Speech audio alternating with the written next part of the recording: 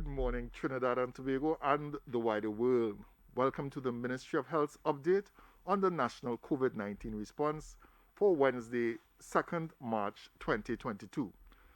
Our presenters this morning are the Honorable Terence Dialsing, Minister of Health, and Dr. Miriam Abdul Richards, Principal Medical Officer of Institutions in the Ministry of Health. I am Al Alexander, Senior Corporate Communications Officer in the Ministry of Health and the moderator for this morning's media conference.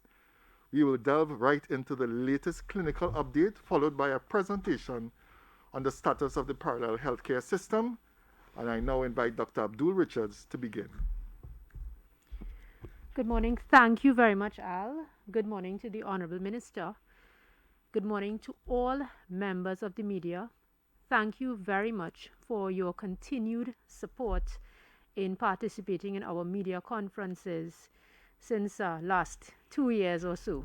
Of course, we are reaching the second anniversary of the COVID-19 virus being confirmed in our population, which is on March 12, 2020. Good morning to all members of the public and Trinidad and Tobago and all those who've tuned in locally, regionally, and internationally.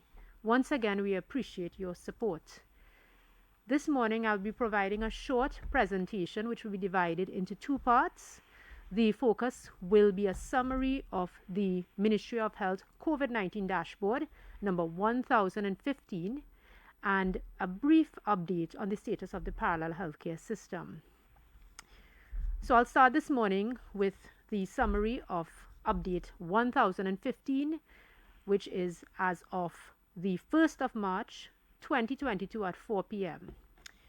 An additional 378 confirmed cases of COVID-19 were reported. This takes the total number of active COVID-19 cases to 21,777. The rolling average, which is the average over 7 days, is now 522. Sadly, 4 persons succumbed to this unrelenting virus, giving the total number of deaths to COVID-19 to 3,632. We wish to express our sincere condolences to the relatives, loved ones, friends, and neighbors, co-workers of the deceased. The Honorable Minister will provide further information on the vaccination status, but as of today, the fully vaccinated population is at 50.2%. So we've just crossed the halfway mark. I'll now move on to a summary of the situation at our parallel healthcare facilities. And I'd like to report that we have noticed a decline and a low occupancy, especially over the last 13 days. The peak occupancy in the parallel healthcare system was on December 23rd, 2021. And that occupancy at the time was 84%, which is well above our critical threshold of 75%. We were managing almost 1,000 persons on that particular day across the accident and emergency departments and the parallel healthcare facility hospitals. Since then, we have noticed a gradual but consistent decline in the overall occupancy. And over the last 13 days, we have noted and confirmed that the occupancy is now under 40%.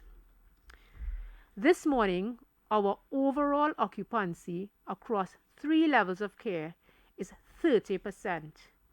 This is the lowest overall occupancy in the parallel healthcare system since early April 2021, when the rolling average was significantly less, possibly under 200 during that time period.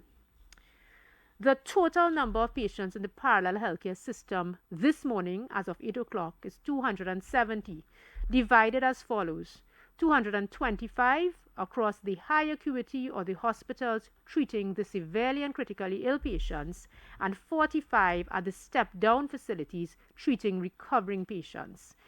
And yet again, this is one of the lowest numbers of patients that are being treated since the May 2021 wave that we have seen. I'd like to now provide a breakdown in terms of the ward levels and at our hospitals. We would have discussed at length since October 2021 the situation at the intensive care units in our hospitals.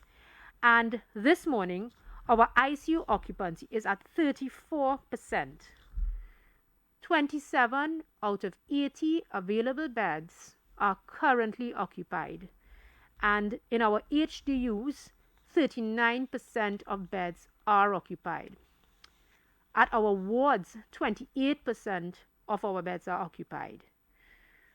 Just to put into context, our current occupancy indicates that on average, 3 out of 10 beds in our system are currently occupied. And this is a significant improvement, but we must be aware of the uncertainty of the COVID-19 virus. We would have also paid attention to details in the accident and emergency departments, and a similar consistent trend has been noted over the same time period. This morning, there are 29 patients across the accident and emergency departments that are being managed for COVID-19 and awaiting transfer. Of those, there are no ICU patients. Again, this has been a significant improvement given the status from October to December of 2021. I'd like to now end by stressing the importance of the measures that the Ministry of Health continues to discuss. COVID-19 is an uncertain and unrelenting virus. It is a new virus, and we still are adapting and learning about this virus. And globally, challenges regarding the management of this virus have been faced by numerous countries. However, there are a few certainties.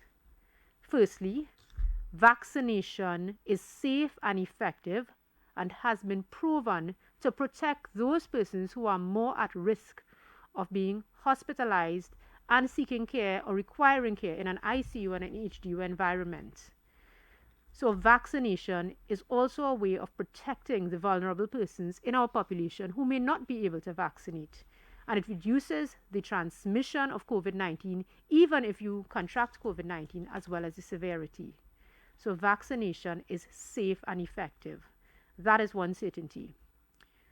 The second certainty is that we should seek care, and I'll say it in this manner.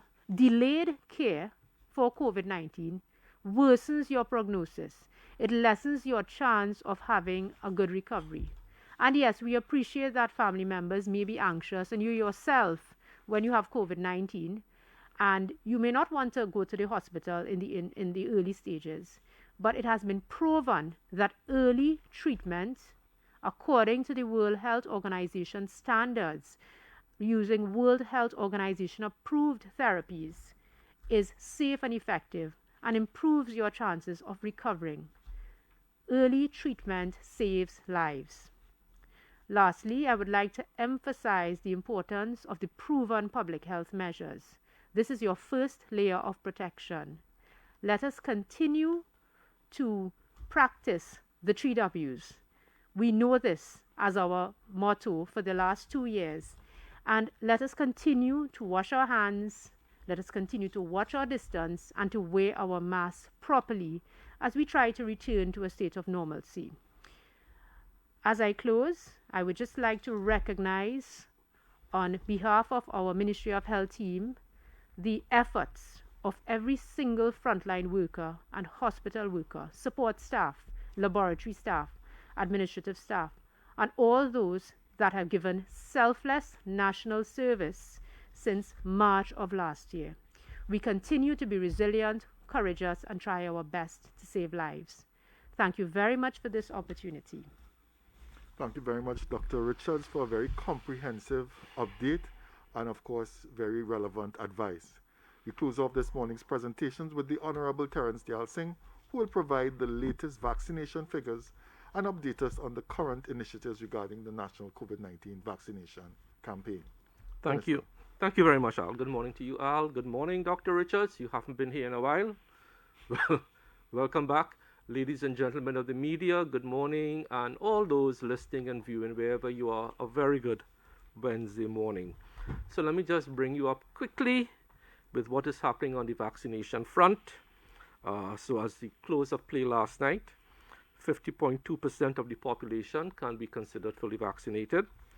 The exact figure, 703,345.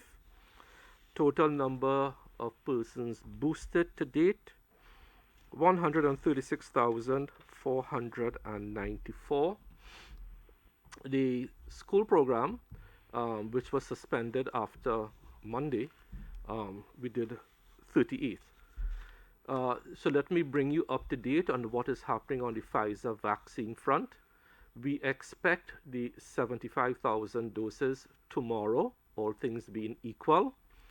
Once those vaccines come in tomorrow, we restart the Pfizer program on Saturday. So anyone who wants to get first shot, second shot, or boosted with Pfizer, you can do so from Saturday, hopefully, once the vaccines come in tomorrow. And then we restart the school program, where we go into selected schools from Monday. So I'm appealing to all of those parents of children in schools, please let's get your children vaccinated. And to the adults, you can access the Pfizer vaccines from Saturday, either your first shot, your second shot, or your booster programs. Talking about the booster programs, we have made the booster programs. If you can have the slide up, please, about the booster program. Yeah. So we are now into the 4th month of our booster program. You may recall we started sometime in December, I believe. We are now into our 4th month. What we are doing now, now that we are comfortable with the numbers, we are doing away with the time slots. In other words, we used to tell you if you got your vaccine in this week, come in this week. We are doing away with all of that now because we have boosted 136,000 persons. And basically what we are saying now is that if you got your AstraZeneca vaccine, come in and get boosted 6 months after your second dose or any time thereafter. So AstraZeneca, just look at your vaccination card and just go back 6 months from your second dose and come in and get boosted. And you can get boosted with either AstraZeneca, Sinopharm, Johnson & Johnson, or Pfizer from Saturday. Sinopharm, once you got your second shot 3 months after your second dose, come in and get boosted. And Johnson & Johnson, 2 months after your single dose or any time thereafter, come in and get boosted. And Pfizer, we are now going to start, as we promised, the Pfizer booster program in March. You can get boosted with Pfizer from Saturday, or if you choose, you can get boosted with any of the other vaccines, because as you know, WHO declared some months ago that you can now use heterologous vaccines. That is, you can mix vaccines. You can mix mRNA with viral vector and so on. So basically, this will be published in the newspapers as usual. It will be on social media as usual. So come in and get boosted. One of the best ways to protect against Omicron variant is to be boosted, either with your third shot or if you got Johnson & Johnson with your second shot. So that's where we are with the vaccination front, Al, and I think we can now go to questions and answers. Thank you very much. Thank you very much, Minister.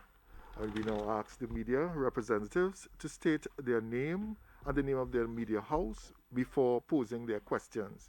We are requesting a maximum of 2 questions per media house in the first instance, after which we will field additional questions from the media as time permits. During this segment, we will also be facilitating questions submitted by the MAT, that's the Media Association of Trinidad and Tobago, on behalf of their members.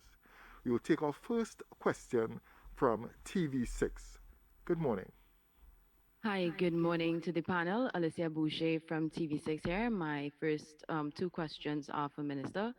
Minister, based on what we would have seen in terms of behaviors for this carnival event, not just at, the Queen's Park Savannah, but illegal juve parties and so on, are health officials bracing for another spike of the virus? And how would you respond to people like, let's say, nightclub owners, for instance, who, may feel that there's some kind of a double standard based on those behaviors that we're seeing, because at this point they're not allowed to operate. So how do you respond to them as they may feel that there is some type of double standard in terms of how the government is dealing with who reopens, who gets to do what? Thank you. Thank you, Alessia, for those very topical questions. So let's see if we could answer you. You may recall during Christmas and right after Christmas and New Year's, I think Dr. Richards and myself were at the very first press conference for the new year. And we said, based on what we saw at Christmas time, there were pictures in the papers about people shopping at a particular place in Princestown and all of these things, that we did expect a spike in January. That did not happen to any large extent, right? And I think that speaks to several things. One, vaccination rates. And I think that's the main thing. On the behaviors for Carnival, and if I can now conflate your two questions in one, there is no double standard. What happens is that we put out public health regulations that govern how safe zone operations are to be managed. The government is very clear. It is up to the owners of these establishments or their operators, as I have said consistently since last year when safe zones first came out, to accept the responsibility, including fines, for the conduct of people on their premises. That's not a Ministry of Health or a government action. And two, the enforcement of the safe zone regulations and or rules, and to determine if the regulations are being broken or being breached, and to charge people is a responsibility of the Trinidad and Tobago Police Service. We have been consistently saying that since the Safe Zone project came on board, I believe October the 15th. So on the part of the government, there's absolutely no double standard. We have been saying, Alessia, since the vaccination program started last year, and I think many editorials concurred with us. Your Honorable Prime Minister has said it, and I have said it numerous times. The onus for the management of this virus since last year, if we are to open back the economy, lies now to a large degree with individuals for personal behavior and personal responsibility.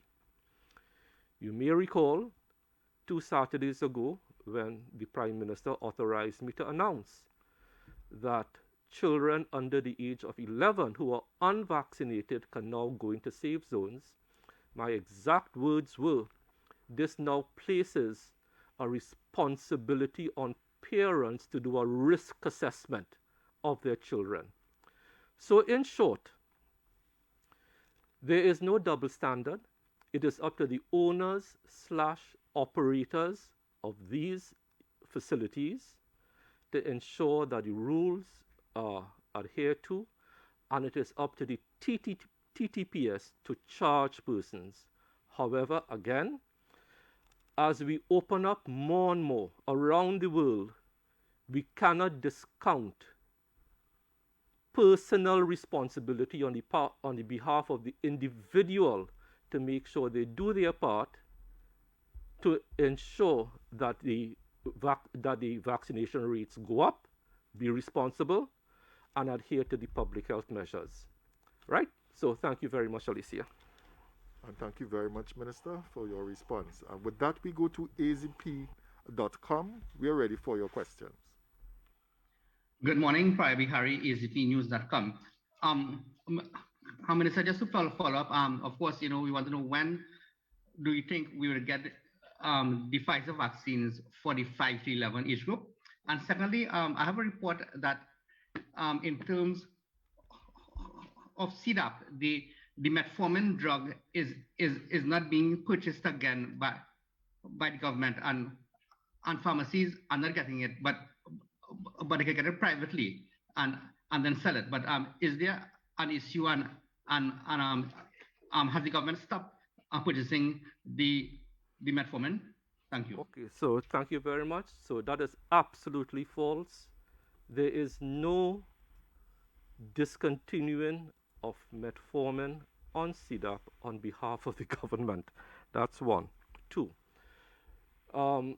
we are in talks through two avenues for the Pfizer 5 to 11. One, bilaterally with Pfizer. The last meeting we had, which I sat into, was week before last, if I remember correctly.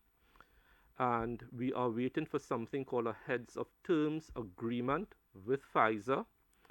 A heads of terms agreement is a precursor to an actual contractual arrangement. We have not yet received, to the best of my knowledge, the heads of term agreement, so that is where we are. Two, we are also pursuing the Pfizer pediatric formulation for the 5 to 11 again, through a CARICOM initiative through CARPHA, and CARPHA is negotiating with Pfizer. In our usual style, as soon as we have, and believe me, I am anxious for it too, and so are parents. Many parents in that age group are anxious for it too.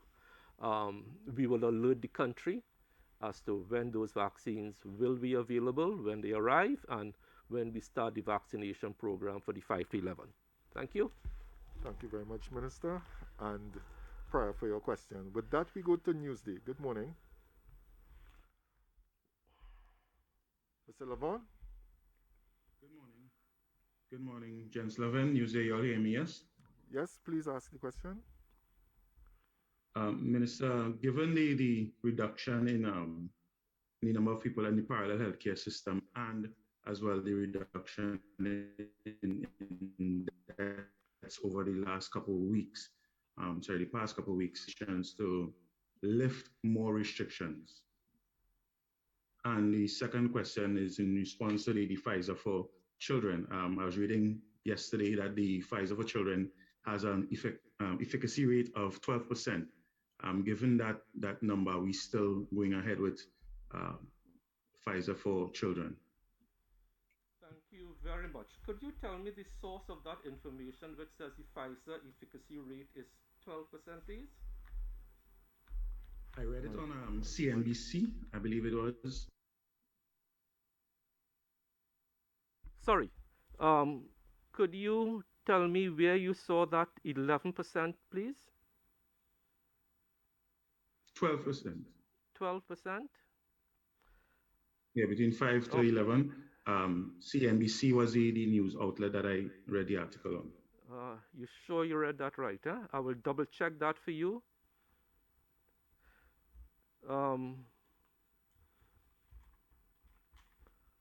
But I will definitely check that for you. Okay.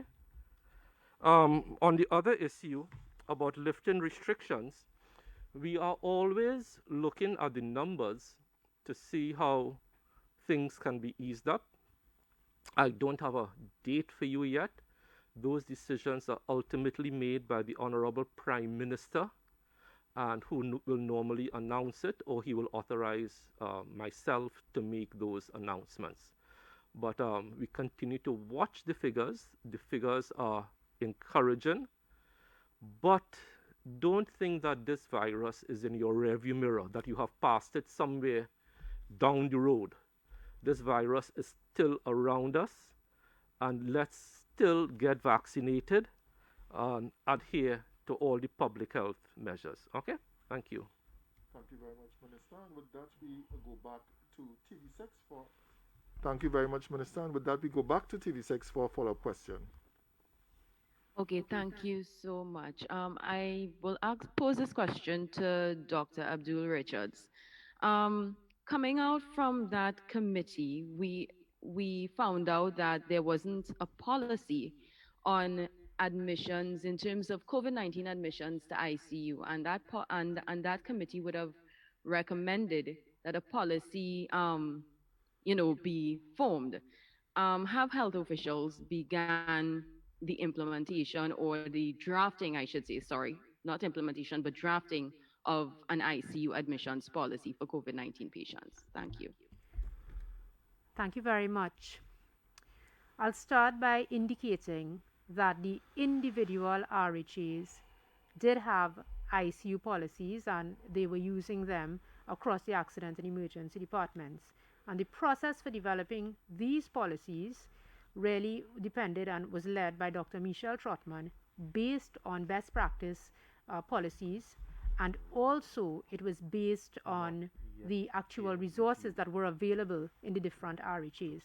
So there was some alignment to the international standards, which of course was stated at the start of the report. Yes, the short answer is we have started right now, as of this time, with formalizing those policies and combining them into a national policy. However, there is the caveat that management and training of COVID-19 continues to be, subject to recent updates and WHO guidance. So the policy itself will be a living document. I hope this brings clarity to that important question. Thank you. Yeah, and let me just go back to the question posed by Newsday. Yeah, so I always advise us when we are reading reports to read reports in its entirety so that we convey the correct meaning. So I'm reading an analysis of the report here. And this is the key line. In the study released on Monday, not yet peer-reviewed, which means the study which you are referring to has not been independently verified by their peers, by persons of similar training, etc. And it goes on to say it may be due to the dose that was administered. So let's be a little bit careful and let's read the whole report so we give the public the full information. For a report to stand scientific scrutiny, as the doctors will tell you, it must be what is called peer-reviewed. That is, independently verified by persons in that part of the scientific community. Okay? Thank you very much. Thank you very much, Minister. We go back to azpnews.com for a follow-up question. Yes, good morning again. Thank you very much, Dr. Richards. I wanted to find out if the people who are coming into, the patients coming to hospital, are we seeing the same trends on vaccinated, and are they presenting themselves late? Could you just give an idea about that? Thank you. Thank you, Prior. This has been a recurrent discussion in our advice to members of the population. So we looked at the number of patients in the parallel healthcare system from the 22nd of July to the 22nd of February. And on average, 84%, when we looked at that patient population, are not fully vaccinated. So the answer to the first part of your question is that we continue to see a large and a significant proportion of persons who are not fully vaccinated requiring hospital care. The percentage in the intensive care units is well above 80% when we look at similar figures. So it proves that vaccines are safe and effective in reducing hospitalizations, even amongst the unvaccinated that we are looking at. Even among those persons who may have coexisting comorbidities, Myra. The second part of your question centered or focused on clinical trends. I spoke to the accident and emergency heads this morning, and we have been noting a consistent trend on an improvement in the clinical status of patients who are presenting. patients are presenting earlier and they are receiving treatment that is required for the management of COVID-19. However, we still have some patients who seek medical care at a very late stage. And I'll relate an incident this morning in which we had a patient being admitted in a critical condition requiring direct transfer to the intensive care unit. The history of this patient suggested or identified a late time for treatment, to access treatment. In fact, that patient came to the hospital in a critical state after staying at home for about 5 days and not being fully vaccinated. We want to save lives. We want your relatives to be with us for a long time. So please, let's seek early treatment for COVID-19 if we are confirmed as positive. Yeah. Al, if you would permit me, because the issue that the reporter from Newsday touched on is something that really needs airing. I'm on another article here that speaks to the same issue about the potential drop-off of efficacy of the 5-11 Pfizer vaccine. And this is a quote. Dr. Paul Offit, a pediatric infectious disease expert at Children's Hospital of Philadelphia, questioned whether the data were robust enough to see that the vaccine's efficacy had significantly declined, particularly against severe disease. Goes on to say, it is not surprising that protection against mild disease would wane, Offit said. We know that Omicron is somewhat immune evasive for protection against mild illness. The goal of vaccine, which we have said countless times at this press conference, the goal of vaccination is to protect against severe illness, to keep children out of hospital.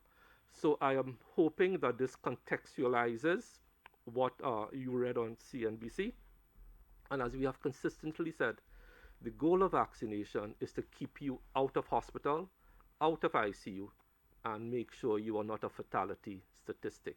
And this is what Dr. Paul Offit from the Children's Hospital of Philadelphia is saying, questioning whether the data was robust enough, which I alluded to earlier. Data and reports have to be peer-reviewed for them to be scientifically accepted by their community. Thank you very much. Thank you for that clarification, Minister. And we go back to Mr. Lavon, Newsday, for your follow-up question.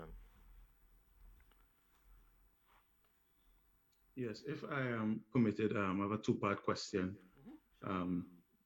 Minister, given that it has not been peer-reviewed as yet, are we still then going forward with purchasing the Pfizer vaccine for children between 5 to 11? Yes, because there's no evidence, there's no scientific evidence that points to any reason not to purchase the vaccines. So I just want the public to be assured that we are going ahead. There is absolutely no evidence at this time that would direct us to make a decision not to purchase the vaccines. Thank you very much. As I have your attention, last year you would have mentioned permanent contracts for healthcare workers. Can you give us an update on that? It was supposed to have come in the first 3 months of this year. So I never made that statement.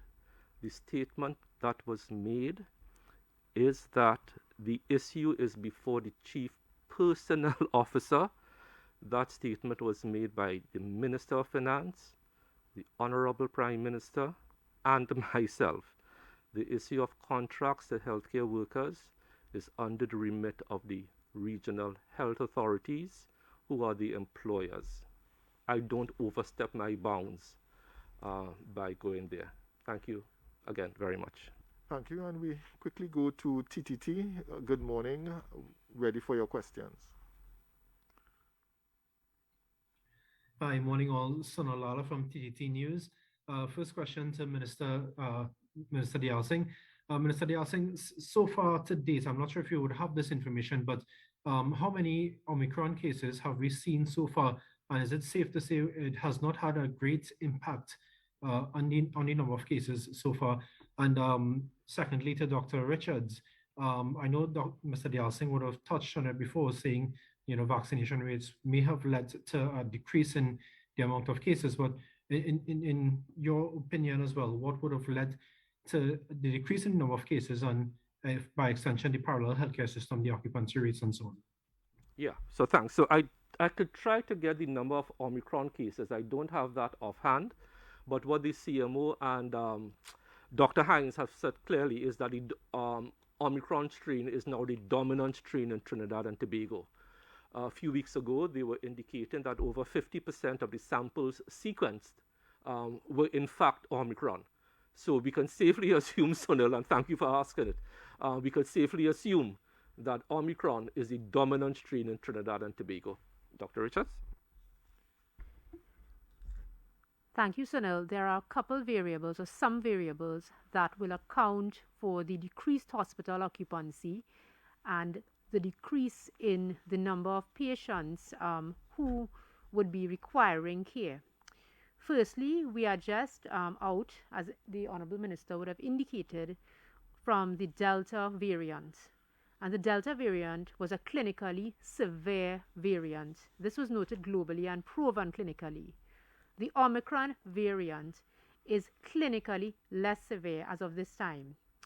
Of course, this is an uncertain and evolving virus, so our data is really prefixed on the studies that are being carried out worldwide, and those are, the peer-reviewed studies, as the Honourable Minister would have stated. Secondly, we now have a population that is at 50.2% fully vaccinated. So there's a level of immunity. Thirdly, we continue to do an increased number of testing. So we identify cases earlier on, and so persons can access early treatment. We've also noticed a shift in the health-seeking behavior, anecdotally, when we speak to our clinical heads at the accident and emergency. And we also have a high level of natural immunity from the significant number of persons who have been infected with COVID-19 in our population and would have recovered. So there are several factors. There are the epidemiological factors. There are the social or societal factors with respect to clinical health-seeking behavior. And then there are the clinical factors in terms of times of treatment and the treatment modalities that are available. Thank you very much. I think we had a second part of the question. No? Okay. All right. Sorry about that. And with that, we go back to TV6. Good morning. Hi, good morning again. Minister, based on what we're seeing in terms of the low hospital numbers, both in the parallel and traditional healthcare system, how close do you think we are to decommissioning the Arima Hospital for COVID-19 use and put that back into traditional use? And because of the uncertainty of the virus, let's say we do need to recommission a facility, how long does that take on average? Thank you. So there is no time frame right now to decommission any other facility at this time. We took a decision in early February, I believe, to decommission Point Fortin. And I indicated at that time that Point Fortin, if all things go according to plan, should be back available to the Point Fortin community on the southwestern peninsula community by the middle of March. My latest information is that we are on track to achieve that by the middle of March. We have to plan for different scenarios. What we did with Point Fortin, even though we decommissioned it, we still increased the number of beds, Dr. Richards, at Couva. So whilst a hospital comes off the grid, the number of beds sort of basically remains the same.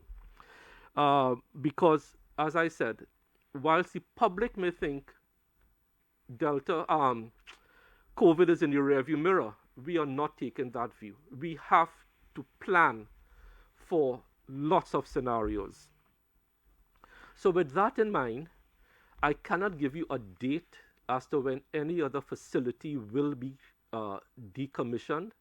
But as I say, we always look at these things on a daily basis, every 2-3 days, to see what other measures we can employ, either to lift restrictions or to decommission other facilities. I can't give you a date because we don't know how the virus is going to behave. I can't give you a date because we don't know if another variant of concern, which is more dangerous than Omicron, will come on. But I do know that we are sticking to our schedule because the numbers permitted us to do that, to return Point Fortin Hospital back to the Southwestern Peninsula by the originally stated date of middle of March. Okay? Thank you very much, Alessia. Thank you very much, Minister. And with that, we go back to azpnews.com for a follow-up question. Thank you very much, Minister. I just wanted to follow up a bit. Given the reasons that Dr. Richards just give, about the decrease in number of cases, etc. Do you have an idea, or do you think very soon we may be out of the woods and therefore we may be able to of the lift restrictions? Do you have maybe a time frame in the back of your mind? Thank you. Thank you. So there is no time frame. I don't think any policymaker anywhere in the world can give a time frame. I have mentioned it several times this morning that the public may think that that COVID is in the rearview mirror. We are not thinking that way. This is a once in 100-year pandemic. We don't know what surprises lay around the corner. Right now, the metrics are good. The metrics are encouraging. But as the policymaker, I have to have in the back of my mind that things can go upside down with a new variant or outbreak in a very short space of time. So I always have to have in the back of my mind that I need spare capacity. With that in mind, having been said, it is impossible for anyone, anywhere in the world at this point in time to give a date as to when the COVID pandemic will be over. The current thinking around the world is that we are hoping that we move from a state of where COVID is a pandemic causing untold disruption to health systems. That is what a pandemic is. It causes untold disruption to health systems, to one where the virus is endemic, meaning there's a predictable level of infections that you will get that you could treat normally within your healthcare system, as you do with H1N1 or any other infectious disease.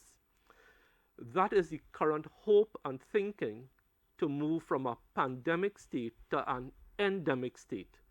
And that is where we are right now. That is the current thinking. Okay, Priya? Thank you very much, my friend. Thank you very much, Minister. And we will move across to take some math questions now. Media Association of Trinidad and Tobago. The first one is, there are reports that the new COVID variant BA.2 could be worse for public health than its predecessor. A COVID-19 expert has called the new laboratory work out of Japan seriously bad news, despite the pandemic retreating in most parts of the world.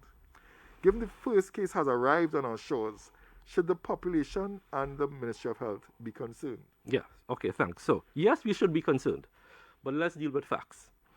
And I think the CMO said this when he was here on Tuesday. The BA.2 is not a new variant. It is not a new variant of concern. What the BA.2 is, it is a sublineage of the Omicron variant. So let's get that clear. So that is fact number one. WHO has made no definitive statement at this point in time on its virulence or its severity. However, evidence out of two countries, and I think one is Denmark, another one could be South Africa. Countries don't matter. What matters is that they are seeing no difference in hospitalization rates for either Omicron or the new sublineage. It is not a new variant, BA.2. the message to the public all along is yes, be concerned. Be concerned.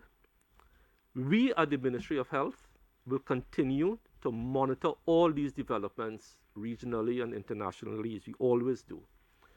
However, what the population can do, and this is important, BA2, Omicron, Delta, doesn't matter. Follow the public health regulations. Keep on wearing your masks, washing your hands, social distancing. As things open up, your personal responsibility as to what level of risk you are willing to take. And at the end of the day, get vaccinated if you have not been vaccinated. And if you are vaccinated, get boosted. Because what all the evidence is showing now is that the boosted person has the highest level of protection against Omicron and the other variants, right? Thank you very much. Thank you, Minister. And I'll follow up with another question from Matt. If someone tests positive for COVID-19 using a home test kit, are they required to report to the Ministry of Health? And if so, what is the procedure? Yeah, thanks. So under the public health regulations, the only persons who are compelled to report cases are authorized labs. So all the 11, 13, 14, 15 labs, including CARFA, including all the RHAs, are bound to report. If you are doing home testing, you are not duty bound to report. What you are duty bound to do is make sure you use the test properly. The home test kits are best used if you are symptomatic. Once you are symptomatic and you get a positive result, quarantine. If you start to get ill at home, come in for treatment. So whether you self-test or do self-test, once you think you have the symptoms of COVID, which I think everyone knows about, come in for treatment. But there is no legal responsibility to report the rapid antigen test kits. And I think that applies around the world. We are moving beyond that and giving the people now the tools to manage themselves. And that's why I keep saying a level of personal responsibility is the way to go. Thank you very much, Al. And this is a follow-up question to the prior. With the abundance of home test kits, do you worry about your data and how it will be affected? Well, it's not a matter of being worrying. It's a matter of, as the pandemic progresses, we have to do things differently. I am happy that people can test themselves at home. But the caveat is to use the test correctly, especially if you are symptomatic.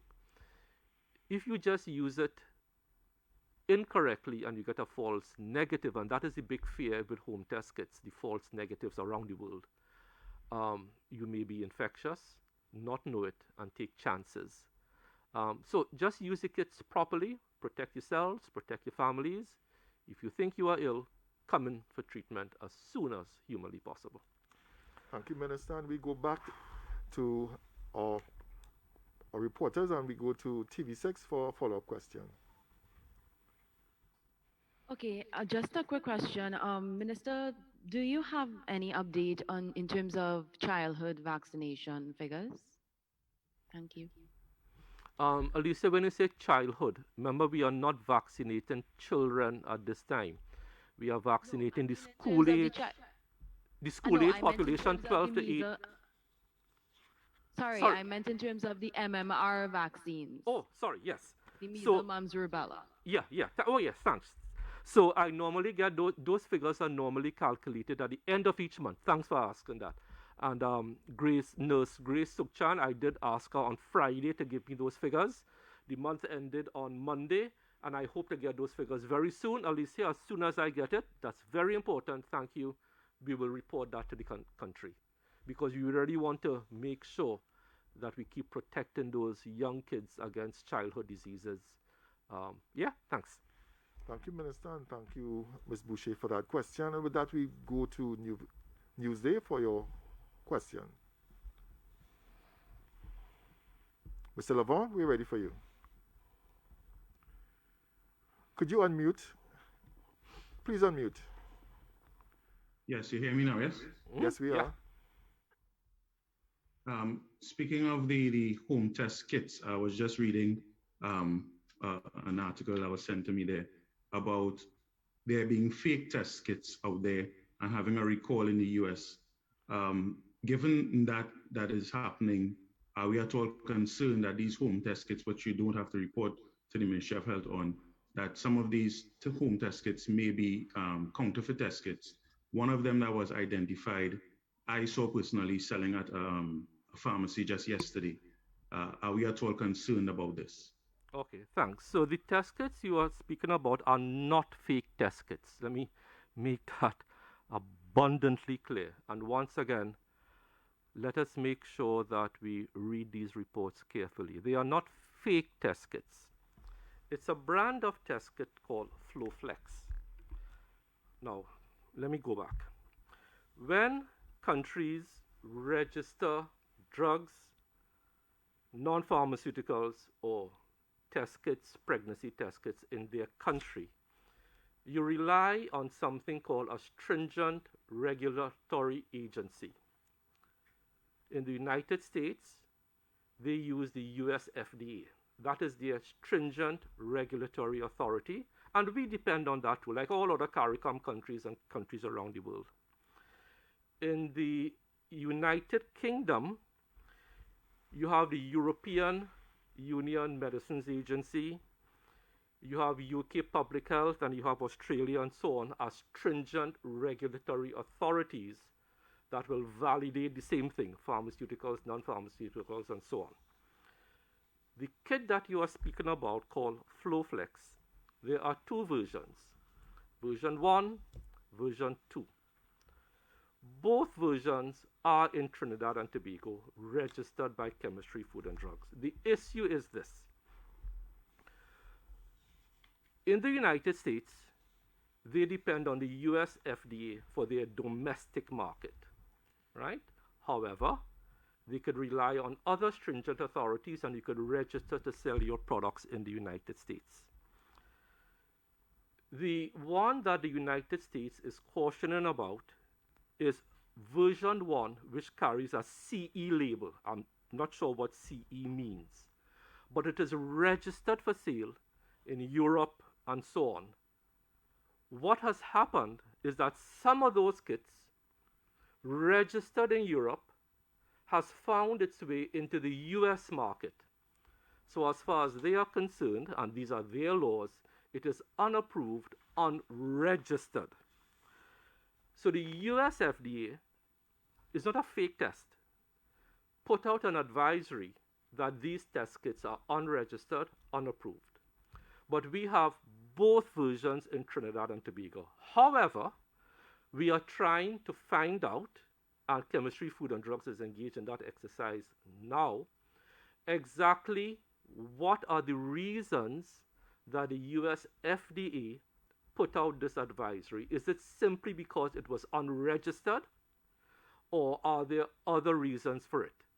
So, go back again, it is not a fake test.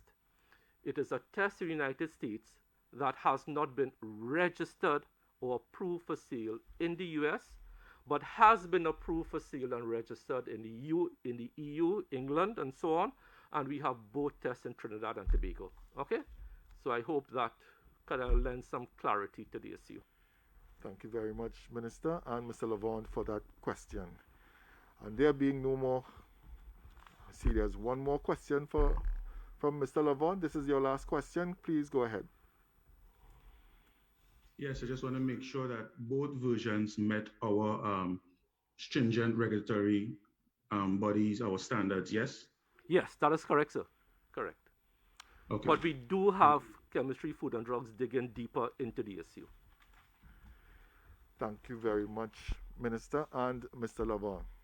And we'd like to thank you very much. This is all the time that we have for question and answers. And in closing, we ask you to please continue to protect yourself and your loved ones. Remember, the COVID-19 vaccines are approved by the World Health Organization and are safe, they are effective, they are free and available. No appointments necessary. These vaccines are available in all 5 regional health authorities and at all 109 public health centers, in addition to the advertised vaccination sites. So if you have not received your COVID-19 vaccination as yet, or are due for your booster, please get yours now. Don't delay. Vaccinate today. And remember, of course, the 3 W's. We would want to leave you now with 2 video testimonials of persons just like you and I who decided to get their vaccine. Be safe and goodbye for now.